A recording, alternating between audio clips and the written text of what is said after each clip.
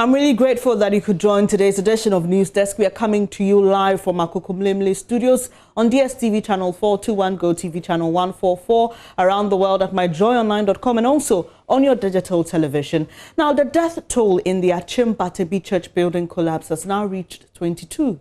Rescue workers combed through the rubble overnight as they search for trapped persons. Whilst relatives wait anxiously for news of their loved ones, hope is gradually fading as a strong stench begins to emanate from the rubble. We'll get an update now on the search for persons who have been trapped. Adom correspondent Kwesi Azor joins us with more. Hello, Kwesi. Yeah, hello. Yeah, tell us what's happening this morning. Have more bodies been retrieved? What are the NADMO and rescue officials telling you? Yeah, next morning, the NADMO had a press conference, had engagement with the media next morning, and according to them, they says they have found another dead body of a young child in the collapsed building next morning. So the death toll has moved from 21 to 22 this morning. And they says they are now hot the excavator and the bulldozer operation now. So what they are using is they are using the dogs, the sniffer dogs, to go around the collapsed building to search for the dead bodies now. This is what is going on after they finish with the briefing. Kwesi, so do I get a sense that they've lost hope of finding anyone alive? They didn't find anybody alive. Thanks yesterday till now, all the bodies they've retrieved, according to Achimbatebi Government Hospital, they are all dead bodies. You remember when the officials spoke to us sometime, they said they were working anxiously, racing against time to see if they could rescue any persons who were alive because they could still hear sounds. What I'm asking is that, have they written off finding anyone alive? As of yesterday till this morning, all they have found was bodies. Okay. What has been confirmed by the Achimbatebi Government Hospital that they are lifeless bodies. Yes. Kwesi, we understand that the leader of the church was arrested. Can you give us more details about that? Yes, I think yesterday, but he came in the evening. And we saw him there. Yesterday, we saw him there, I think, at 6 o'clock p.m. The NADMO coordinator told me that he's still in his house. He's still in his house currently as I'm talking to you right now. He was invited, not arrested. He was invited by the Achimbatebi Divisional Police Command. And currently, he is at his residency now. Okay. Are there any residents still lurking around hoping to find their relatives? Yes. This morning, I'm told there are 2 people there looking for their relatives this morning. So I've seen 2 people around looking for their relatives this morning. Thank you very much, Kwesi. We'll leave it here for now, hoping for any updates later in the day. But what it is now is that the death toll in that building collapse at a church at Achimbatebi in the eastern region has reached 22. We understand that the founder and the leader of the church was invited or picked up and granted bail by the police. What we understand now is that the search is still ongoing. As you can see there in your visuals, a lot of work is going there. Residents, still coming around, all looking on, some sorrowfully, some in a state of shock at what happened earlier this week. Let's move away now. Laboratory scientists investigating the mystery around the TAKORADI girls who were eventually found dead after initial reports that they had been kidnapped says forensic results on the human bones that were retrieved during investigations compared to relatives is 99.9%. Superintendent D. Kofi Japong, who was part of a team that conducted the DNA test on the skeletal remains that were retrieved from a septic tank at Kasarodo near TAKORADI, was in court Thursday as the 17th prosecution witness in the case. The deceased or the missing girls are Priscilla Blessing Bintum, Ruth Love Quason, Priscilla Mantibia Cranche, and Ruth Abaka. Counsel for the first accused person, Samuel Ludotek Wills, that's George Isifol Ansa, who started the grilling of the prosecution witness, spoke with Joy News. When it comes to pathology, what they call the anthropologists, those who dig to find remains of years, and they look at certain things to determine whether the person or the item they are looking for is the exact thing. But I was also of the view that the DNA, if you are an expert of DNA, you must be able also to be able to determine some of these things. Because if you are able to determine that this is the person, using the source of the skull to determine that this is the person we are looking for, then definitely it is also appropriate that you must be able to tell the ages. And don't forget, if you were in you watch the proceedings, he made a session that looking at them, their age differences were not that they seem to be of the same age group. Yes, so that you must be able to determine. If you are able to find that they are of the same age group, then definitely you must be able to determine that these are the ages I'm talking about. If not specific, maybe they range from maybe 17 to 20 or 20 to 20, something like that. So that was what I was saying. One is yes. Does it surprise you that they couldn't tell us how long maybe this lady had been killed, how long this body had been killed? In fact, I gave even a clue that looking at the dates that they were supposed to have got missing. Yeah, so that if you take the first one, the 29th of July, that the first lady was supposed to have got missing. If you take that date, assuming that was the date that the person died, and then from the time you took delivery of the exhibits, you must be able to tell that these bones, how old are they? Yes. So that we must be able to know whether, if you say they are, let's say, this person has died for 3 years. The 3 years, does it fall within the time that the person is supposed to have got missing and the time that you are conducting the DNA? So I think that time was very material, but maybe the court had a different view. Joining us on the phone now is Nanadra Quason, a sister of one of the TAKORADI girls. Thank you very much for joining us this morning. It must be a really difficult moment for you and your family. But what's your reaction to this latest development? Oh, I would say that we are not surprised because even last year when we went to the police headquarters in Accra, we asked the forensic test, the doctors some questions, but they couldn't answer any of the questions. And also we requested for our own private DNA. We were not given that opportunity. So I'm not surprised on what they are saying. They've already determined and made their mind to close the case or end this issue. So they are doing what possible best to end this issue. But we are still praying to God. We know that our girls are alive, and one day they will surely come home. So, has the family given up on your independent DNA tests? Of course, when we asked in the initial stage, we were not given the opportunity. So, it's like me sitting with you and you are preparing some food, and I asked you to give me the food. You never gave me, but when I went back home, you are now bringing the food to me for me to take it. Do I know what you're putting it in the food? So, for now, if they give us the samples, we will not conduct any DNA test. Interesting. But tell us how you've been coping. Do you still hold on to that view that your sister is still alive? Of course. We know that they are still alive because we have a strong feeling and we'll be having a dream about them. So we know that they are still alive. It's unfortunate that she found herself in such situation, but we know that with God, all things are possible, and we are still looking up to him that he will show us his self-glory. So we believe that she's still alive.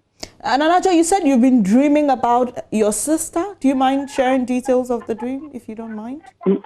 Yeah, I think 2 months, it's not even up to 2 months. My mom had a dream that a certain young guy came with him and said he saw him around Kumasi, but he didn't know where she was from at that moment. So he asked him where she was from, and she told him that she's from TAKORADI, blah, blah, blah. So the guy brought him, but when she came, nothing shows that, like, she was okay, just that she has lost a little bit weight, but she was okay. So we have a strong belief that the girls are alive. They will come.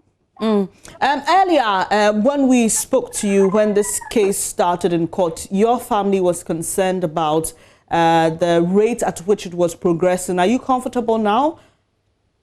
Oh, as for the comfortability, we are in some way, but in another way, we are not. Even with the family, we were not even aware that yesterday there was a court sitting.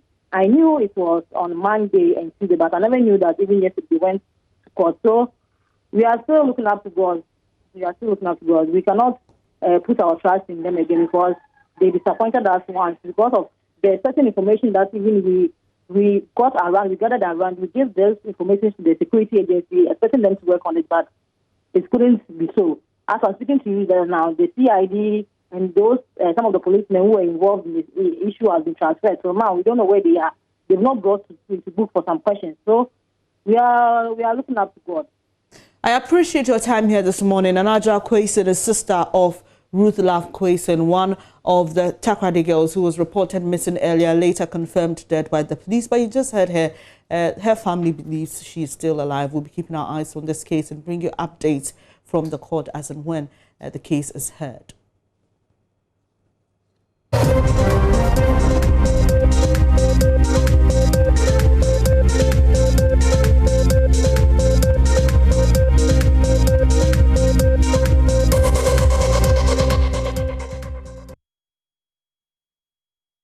Thanks for staying on News Desk on the Joy News channel, your election headquarters. Let's focus on some election-related news now. The Boku Central constituency in the Upper East region has over the years elected members of parliament from an independent one to, one from the NDC and the NDC. Now, although the parliamentary seat is currently being occupied by Mahama Ayariga of the NDC, it is not so easy to predict exactly how the results of this particular election will turn out. This is due to a number of times the seat has changed in the course of the political history of the Boku Central constituency. Ahead of our Joy Ballot Box program, which will be held in that constituency tonight, JoyNews Upper East correspondent Albert Sori traces or looks at the political history of the Boku Central constituency. The Boku Central constituency is located in the eastern part of the Upper East region under the Boku municipality. It has a total population of approximately 120,000 people and is one of the constituencies represented in the Parliament of Ghana. Prior to the 2004 parliamentary election, the Pusiga constituency was carved out of the pre-existing Boku Central constituency in what was then known as the Boku East District. The current constituency is therefore smaller in area than the one that preceded the 2004 election.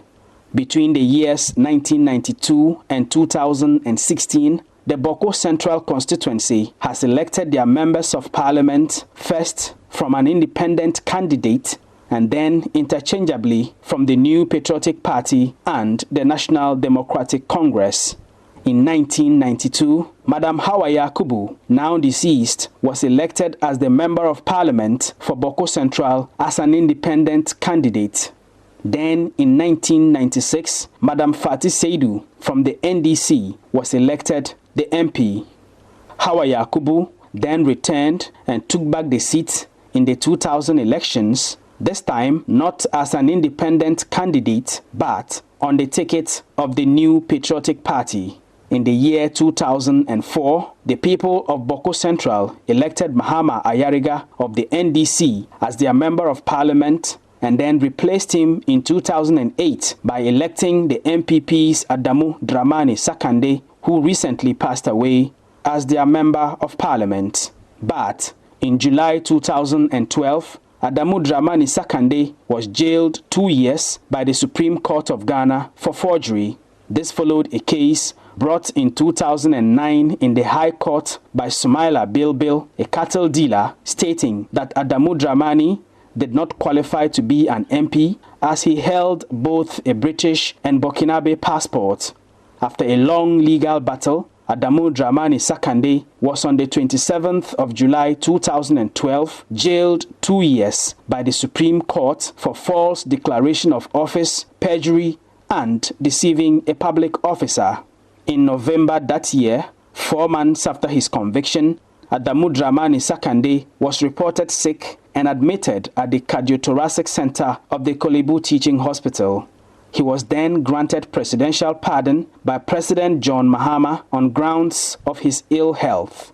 In the general elections that followed later in December that year, Mahama Ayariga was given another nod by the people of Boko Central as he was elected again as their Member of Parliament. Mahama Ayariga was elected for a 3rd term in 2016 and is the incumbent Member of Parliament for Boko Central.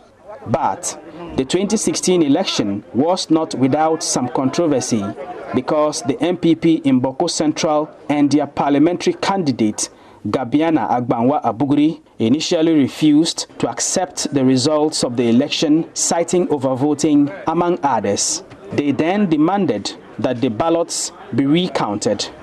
Due to the volatile nature of the security atmosphere in Boko at the time, the Upper East Regional Security Council decided that the Boko Central Parliamentary election ballots be brought to Bolgatanga for the grievances to be redressed. In the presence of tight security at the Regional House of Chiefs Conference Hall, NDC and MPP election agents spent more than 12 hours debating the issues that were brought by the MPP, with the Electoral Commission serving as a mediator. Eventually, the MPP's election agents decided to budge. In the final results of the 2016 parliamentary election for Boko Central, Mahama Ayariga polled 22,611 votes, representing 51.1%, whilst Gabiana Abuguri polled 21,104 votes, representing 47.7% of total votes cast. This year promises another fierce contest in the parliamentary election in Boko Central. The Joy ballot box will provide a platform for the parliamentary candidates seeking the mandate of the people of Boko Central and surrounding constituencies to explain why they should be given the nod to represent their people in the Parliament of Ghana. For Joy News, Albert Sori, Boko Central. Now, accessibility to public facilities, the construction of resource center, infrastructure development and jobs are key issues that will determine who wins election 2020 in the Boko constituency. That's according to the community of persons living with disabilities there. As they gear up for the Joy ballot box this evening, President of the PWDs in Boko, Dr. David Azari, wants the Disability Common Fund increased to assist individuals with special needs. Listen as my colleague Winston speaks to him. I want to see how much the MPs especially will come to our aid in terms of getting us a resource center. We in Boku here, we don't have any place that we can meet. We have to meet under trees near the social welfare grounds. And anytime it's raining, we have to run for dear life. So this is one of the things that any MP that will promise us a place of meeting, a resource center, we would easily vouch for that MP. Thank you very much for the moment. Thank you very much, Dr. Azari. Let me get to Hawa and find out from Hawa also what issues will be influencing her decision. Hawa, what are those issues? The issues are plenty, but my Dr. Azari speaks some. So the issue, the common fund is the one, and those some of them they are here too. They don't have bicycle, and some too don't have a cross hands. Many people they want those. Many people want those things. We want the MP who can promise and buy the cross hands and the motorbike for them. Let's stay a while in Boku. The Queen Mother of the Kusag traditional area says the major challenge facing women there is poverty, sharing concerns of women in the traditional area ahead of Joy ballot box at Boku. She appealed for support for the women to help lift them from their state of poverty. Okay, so we're still in the Boku Nabas Palace, and we're very privileged to have the Queen Mother, Puanab Alasgudi, who will be telling us also what she makes of ballot box coming to Boku. as well as the issues that women face in this community, as well as in the Kusau Traditional Council. Thank you very much for joining us. Thank you. Great. So tell us, within your community, first of all, we've brought ballot box to you. What do you make of ballot box coming to Boku? Yeah, it's a nice idea because it will help everyone to put what is in their mind. What if you have a problem, you can drop it in the ballot box. So it's a nice idea. What are some of the issues? And let's focus on women. What are the issues or challenges that are facing women in your community or in your traditional council that you would love to see addressed? Yeah, we women in Kusau, our challenges are, the poverty. Poverty is one of the challenges. We have hardships here. Because here, marriage is not like down south that a woman will be fully taken care of. Like women hustle here, they farm themselves to take care of the kids and the household. So women are highly challenged here. Talking about these challenges that women face, what would you want to see being done for women within your traditional area to alleviate them of the poverty that you talk about? Yeah, I would wish that if there would be help, like loans for women to farm and also go on with business. And I would also wish that if there would be NGOs who could always come and educate them, dialogue with them, like Debes and other things, to educate them to know how to go about their business. Yeah. For Nab Allah's Goody, thank you very, very much for joining us. It's my pleasure. Thank you. Right, so you heard from the Queen Mother talking about, the fact that many women are faced with poverty and would want to see a situation where these women are helped in order to get some bit of business to do and also educated on the way forward. Well,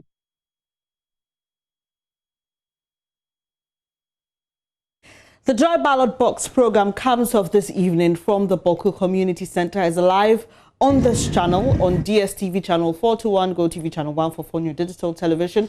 Also live on Joy 99.7 FM from 5 to 7 p.m.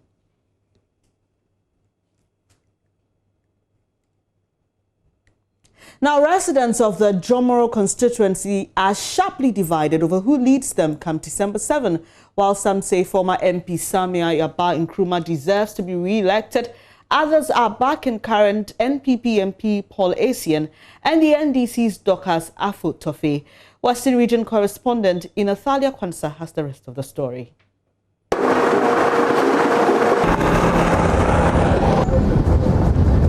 The Jomoro constituency will on December 7th see a keen contest.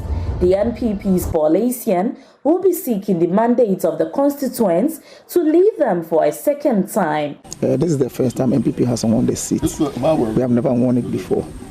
NDC have won it for over 20 years. And in my short time, if you want to compare the kind of project I have done in Jomoro here, it's far, far ahead of that of the NDC. I believe that going for the second term, it's not only my wish, but it's the wish of the people of Jomoro. The people of Jomoro have developed a slogan, and the slogan is that form of Fonana is here forever. 7 December is a done deal, and we are not looking about 20%, 30%, 40%. My margin of victory in Jomoro is about 70%. The NDC's Dorcas Afo-Tofe, the mother of popular musician Fontana, making her first entry on the Ghanaian political scene, is sure of recapturing the seat for the NDC. She maintains the Jomoro seat is for the NDC. but was loaned out to the NPP in 2016. The seat has always been ours, and I mean, Jomoro, everybody knows that it's NDC. It was one or two things that happened, okay? The apathy, the things that happened that people didn't vote and all that. That is what gave them the opportunity for them to come into power. Other than that, it wouldn't have happened. It has never happened before. And so they know that the young man is bad news. He has not done anything. Everything he's promised is nothing but lies. And so he's not a threat at all. Samia Yaba Nkrumah, a one-time member of parliament on the ticket of CPP, is now seeking to recapture the seat as an independent candidate. I have not abandoned our father's vision. I'm an Nkrumahist by birth, by blood, and by conviction.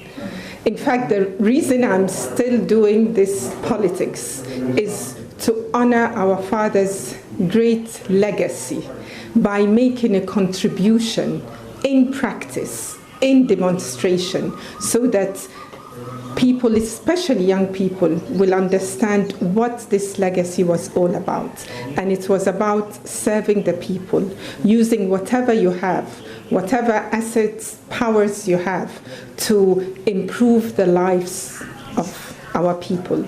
And I know that I can do that here in many ways. So I do want to represent the people of Jomoro, because I know I have a strong voice, and I know that my ambition is not a selfish one. It's one for everyone. My aspiration is that of the people. In the car to the Jomoro constituency, some residents are busily discussing issues of concern. Some say the current MP has failed them in leading developments. Yeah, former assembly member has deceived us. Politician has deceived us. Upon all that he promised to give us, none of that has been provided.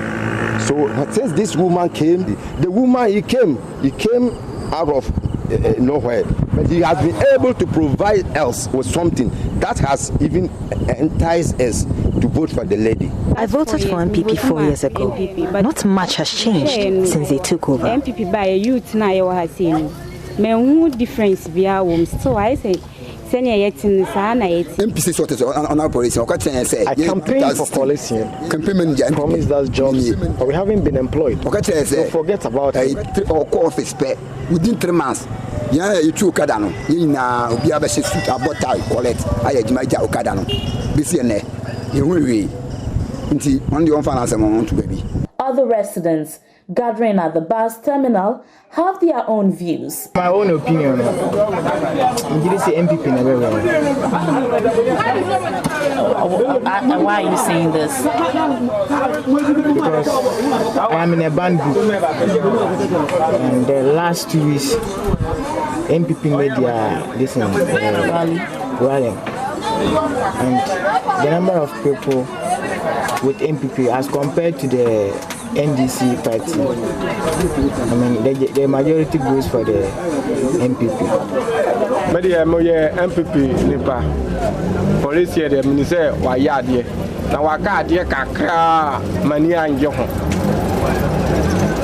omo ba so no ye boat driver ye twi boat omo ba ye no patron ne ye twi boat ye nya bi MP for omo abadwo Jomoro na MP aka atwa 12 years.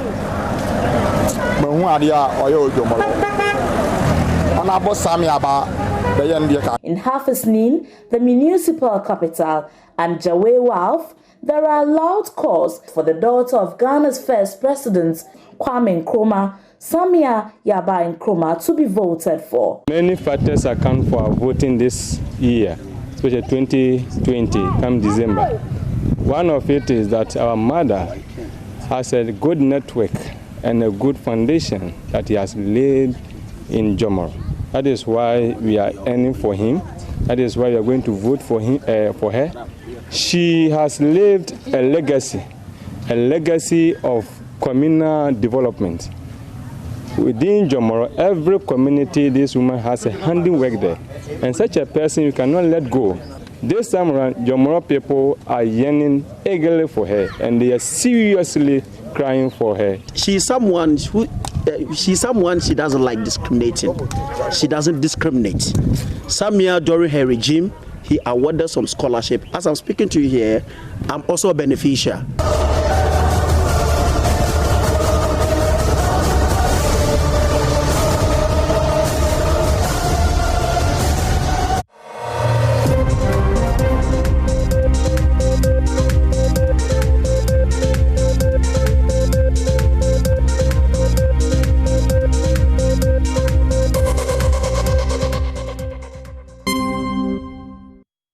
Now, the second tranche of the cocoa syndicated loan is expected to hit the Bank of Ghana's account next month. Joy Business understands the amount is about $650 million. Now, this will bring the total amount of funds after the loan was signed last month to $1.3 billion. Deputy Director in charge of operations at Cocoa Board, Dr. Emmanuel Opoku, says the funds will be released immediately to aid the purchase for next crop season. Farmers, as soon as they sell their cocoa, they need their money. So availability of the fund would enable us to pay all farmers who deliver their cocoa to the buyers at the society level. Yeah. And you believe that also it would help in achieving your targets one would Yes, because well, right now the way we've structured our pricing system and that of Cote d'Ivoire, there's not much for anyone to smuggle cocoa, but hitherto without funds, people begin to take the advantage and sell cocoa to neighboring countries. So we need to make sure that one, that we have funds to pay the farmers, because everybody wants to get paid for the service they provide, or just like you and I, at the end of the month, want to be paid. So the farmers also have to be paid for the work they do. So that is our priority, and that is why we want to make sure that the money is released straight away to the field to work. Labour consultant Austin Game has kicked against the proposal to review retirement age in Ghana. He believes instead government should focus on dealing with challenges associated with the pension scheme. If we want to push the retiring age merely on assumption, which is not totally complete, that life expectancy has improved in Ghana, and therefore there is room for people to stay longer on the job from 60 to about 65. I think I differ a little bit from that.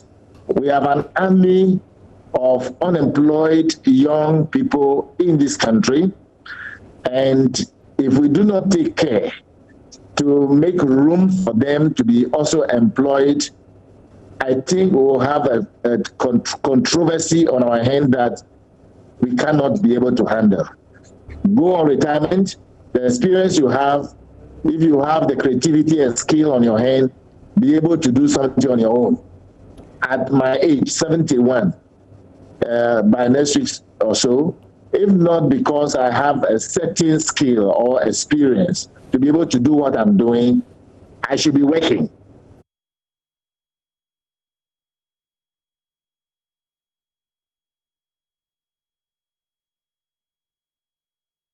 Time now to talk sports, and George Addo Jr. is here. George, Partey showed up yesterday, and a lot of Arsenal fans are excited by his performance, and he got to play the full length of the game. Full game in the Europa League against Rapid Vienna, and in fact, his coach said he was so impressed and is looking forward to more from Thomas Partey. I've told you that Thomas Partey to Arsenal is a done deal in terms of his performance. We just pray against injury, that's the only thing, but he's definitely going to play. He's going to do so well in the for Arsenal. And because when I look in the Arsenal midfield, I told you he's like the best midfielder there. So it was good to see him do his thing against Rapid Vienna. I'm sure we'll see more again from him when Arsenal play against Leicester City, and that will be great to see. Kudus Mohammed, we're still sad about it. Now it's clear that Kudus Mohammed will be out for the rest of the year, at least. It's going to be a surgery. Wish him the best of everything and speedy recovery, so we see him back. But Thomas Partey is on a roll. I mean, the Kudus one is a sad one because he clearly was playing the best, doing everything that he was going to do. So we wish him the very best. At the same time, we've got a big birthday today. It's a birthday of the world's greatest player. Yeah, I know some people want to dare me, but yeah, that's it. The Pelé is the world's greatest player. Brazil's Pelé is the world's greatest player. Everybody come at me here. He's a player who has won 3 World Cups. I know it's going to be very, very debatable. Guys out there will say, oh no, George, oh no, George, oh no, George. That's Pelé for you. They say, oh no, George, you know, Messi, Ronaldo, yeah, they're doing well. I was almost tempted to say Ronaldo. Yeah, because Messi and Ronaldo, to be fair, have done so well when it comes to the modern game. They managed to win Champions League, you know, best player, Ballon d'Or 6 and 5 times respectively. Ronaldo has been going ahead to win the Euros with his country. But, you know, in football, like they say, the ultimate is the World Cup. It's having represented your team and doing it. He's still Brazil's all-time top scorer. Neymar is chasing him. But Neymar would have to remember to add along the way World Cup trophies as well. Yeah. Because the man has 3 World Cups. I just think it's impossible for anyone to do that again. Yeah, because you need to start playing well.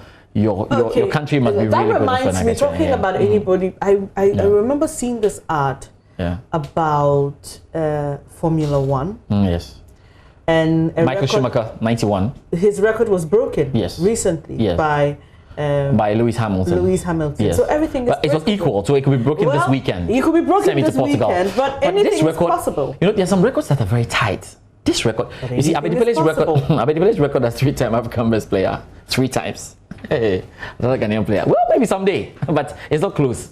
To win 3 World Cups, score over 700 goals. This one, it will happen.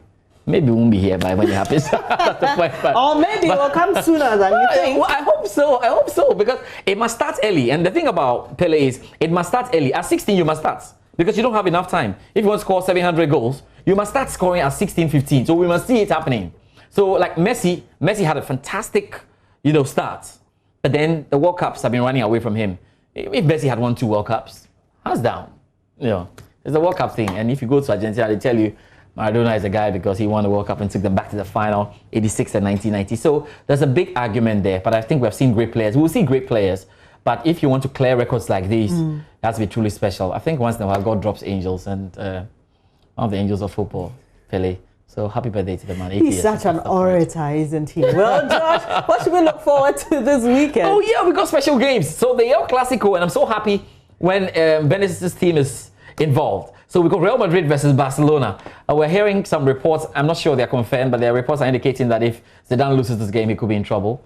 Yeah, because he lost to Cadiz, lost to Shakhtar Donetsk, and he's going to play against Barcelona. It's a special one. If you go to England, there's a big game between Chelsea and Manchester United. Don't know if it's called a battle of the Zukus, but let's see who gets to win it, actually.